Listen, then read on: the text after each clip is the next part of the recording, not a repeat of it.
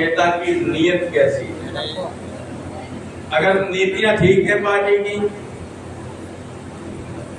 नेता भी ठीक है, लेकिन नियत नीतियों को लागू करने की नहीं है, तो किसी को कुछ मिल नहीं सकता। इस 3 पैरामीटर्स पर आप सारी पार्टियों को देखिए, आपके सामने जो लड़ रहे हैं, खासतौर समाजवादी पार्टी और बीजेपी। समाजवादी पार्टी ने दलितों, पिछड़ों और समाज के गरीब लोगों, चाहे वो किसी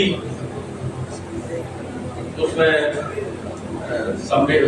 काम करते हो, कोई भी उनका पेशा हो, उन सबके लिए हमेशा काम किया। बाबा साहब अम्बेडकर ने जब संविधान बनाया था तो स्पष्ट रूप से ही व्यवस्था की थी कि दलितों, आदिवासियों को नौकरियों में आरक्षण मिलेगा, बाद में ओबीसी को भी आरक्षण 27% की व्यवस्था होगी। और आरक्षण इसलिए व्यवस्था की गई थी ताकि गरीब लोग, इनके लड़के भी कभी कलेक्टर और एसपी हो सके। पहले तो ऐसा होता था कि कोई होता ही नहीं था, तो गरीब आदमी कलेक्टर से मिलने जाता था, उसे गरीब आदमी के कमरों से बदबू आती थी, मिलते ही नहीं।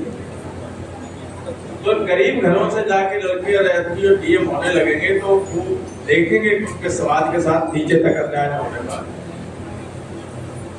लेकिन हमने इसको पूरी तरह से लागू करने की कोशिश, बीजेपी ने इस पूरे आरक्षण की व्यवस्था को खत्म कर, कानून खत्म नहीं किया, लेकिन होशियार लोग रास्ता निकाल लेते, घुमा फिरा के सरकार ने नौकरी देना बंद कर दिया और कहा कि भाई यहाँ ये सैफई में मेडिकल यूनिवर्सिटी है गवर्नमेंट, हजारों लोगों को नौकरियां देती, बोले इसमें गवर्नमेंट कोई वैकेंसी नहीं निकालेगी, आउटसोर्सिंग से लोगों को नौकरी दी जाएगी। टाटा की कंपनी को दे दिया गया अधिकार, वो आउटसोर्सिंग से नौकरियां देगा, वार्ड बॉय है, स्टाफ नर्स है और कोई। अब इसमें जो नौकरियां लगती है इसमें कोई आरक्षण नहीं। अगर 500 लोग भर्ती किए गए तो उसमें अगर आरक्षण लागू होगा तो 250 दलित और पिछड़े होते। अब इसमें चाहे तो एक ही नहीं कर सकते, नहीं भी करते, आप बैठे हुए लोग अगर उस वर्ग के हैं तो आपका कोई काम होगा, रिजर्वेशन खत्म।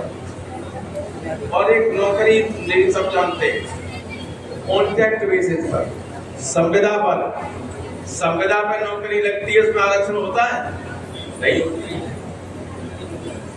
तो गवर्नमेंट ने 2 तरीके निकाल दिए आरक्षण खत्म करते, कोई वैकेंसी सिस्टम नहीं निकालेगी, या तो आउटसोर्सिंग से नौकरी लगेगी या कॉन्ट्रैक्ट बेसिस पे लगेगी। और जिन जो बड़ी कंपनियां थी जो सबसे ज्यादा नौकरियां देती, जैसे रेलवे हर साल कम से कम 20,000 लोगों को नौकरियां देता था, सबसे बड़े देश की कंपनी, सरकारी कंपनी, उसे बेच दिया टाटा को, एयर इंडिया को बेच दिया,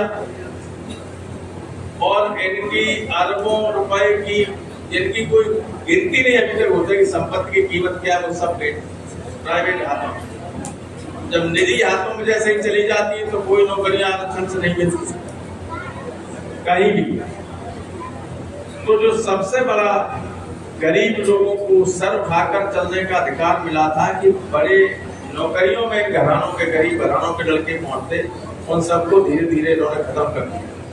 और हद तो तब हो गई जब की बार इन्होंने आईएएस जो बहुत सीनियर होता है, राज्य में जो प्रमुख सचिव होता है, 15-16 साल की नौकरी के बाद प्रमुख सचिव बनता है, और तब वो दिल्ली जाता है, जॉइंट सेक्रेटरी होता है।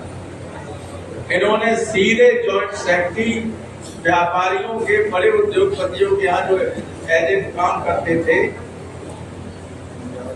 उनको डायरेक्ट जॉइंट सेक्रेटरी बनाना शुरू कर दिया, उसमें कोई रिजर्वेशन नहीं।